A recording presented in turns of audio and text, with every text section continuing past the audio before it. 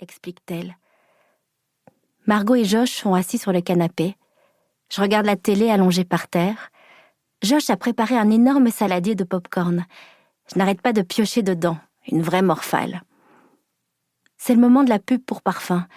Une fille vêtue d'une robe dos nu couleur orchidée, pas plus épaisse qu'un Kleenex, erre dans les rues de Paris. Je donnerais tout pour me promener à Paris au printemps. Je me relève si rapidement que je manque de m'étouffer avec un grain de maïs. « Margot !» je m'exclame en toussant. « Et si on se rejoignait à Paris au printemps pendant tes vacances ?» Je me vois déjà gambader dans les rues, un macaron dans chaque main, pistache d'un côté, framboise de l'autre. « Tu crois que papa te laisserait partir ?» demande-t-elle les yeux remplis d'espoir. « Bien sûr, c'est un voyage culturel, il ne peut pas refuser. » D'un autre côté, je n'ai jamais pris l'avion toute seule, encore moins pour aller à l'étranger. Je me demande si Margot viendra me chercher à l'aéroport ou si je serai obligée de rejoindre l'auberge de jeunesse toute seule. Josh décèle mon anxiété. « Ne t'inquiète pas, dit-il, si je viens avec toi, ton père acceptera forcément. » Génial, on dormira dans une auberge de jeunesse et on se nourrira de fromage et de pâtisserie. On pourra aller sur la tombe de Jim Morrison, renchérit Josh. Et dans une parfumerie, pour commander un parfum sur mesure. Josh ricane.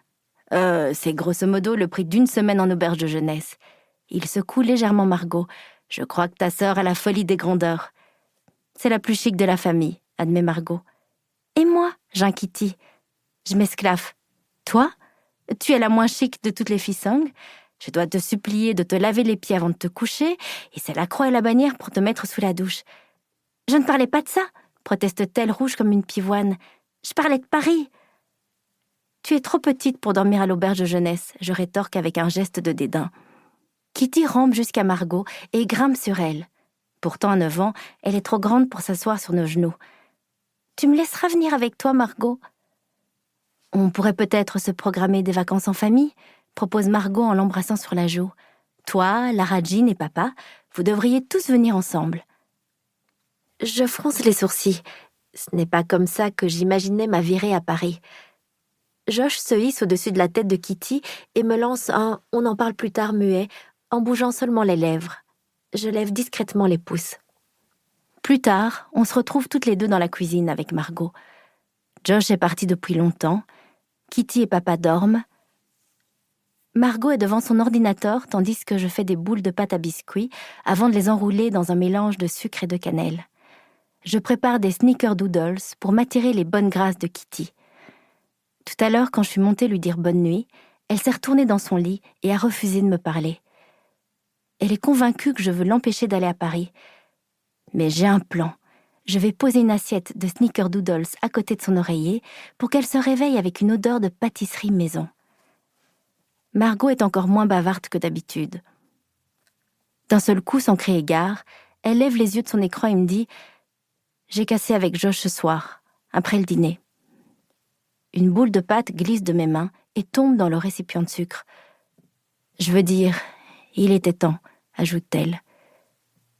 Ses yeux ne sont pas rouges, je ne crois pas qu'elle ait pleuré. Sa voix est calme et posée. En la voyant, on penserait qu'elle va bien. Margot va toujours bien, même quand elle va mal. Je proteste. « Tu n'avais aucune raison de le quitter. On ne rompt pas sous prétexte qu'on entre à la fac. »« Je vais en Écosse, Lara Jean, pas à l'université de Virginie. Saint-Andrews se trouve à 6000 kilomètres. » Elle remonte ses lunettes. Je ne vois pas l'intérêt. Je n'y crois pas. Comment peut-elle dire une chose pareille ? L'intérêt, c'est Josh, et Josh t'aime plus qu'aucun mec a jamais aimé une fille. Margot lève les yeux au ciel. Elle trouve que j'exagère, mais pas du tout. C'est vrai, Josh est fou d'elle. Les autres filles l'indiffèrent totalement. Tu sais ce que maman m'a dit un jour ? Demande-t-elle de but en blanc. Quoi ? Et l'espace d'un instant, j'oublie totalement Josh. Quoi qu'il arrive, dispute avec Margot, voiture sur le point de me renverser, si on me raconte une anecdote concernant maman, je laisse tout en plan et j'écoute. Je veux récupérer tous les souvenirs de Margot, dans les moindres détails. Je suis mieux le tic Kitty. Elle n'en a aucun souvenir et doit se contenter des nôtres. Mais on lui a tellement rabâché nos histoires qu'elles lui appartiennent aussi maintenant. « Vous vous rappelez la fois ?» dit-elle constamment, et elle raconte l'anecdote comme si elle l'avait vécue. Pour continuer à écouter ce livre audio gratuitement, cliquez sur le lien dans la description et vous pourrez l'écouter en entier sans frais grâce à l'essai de 30 jours d'Audible.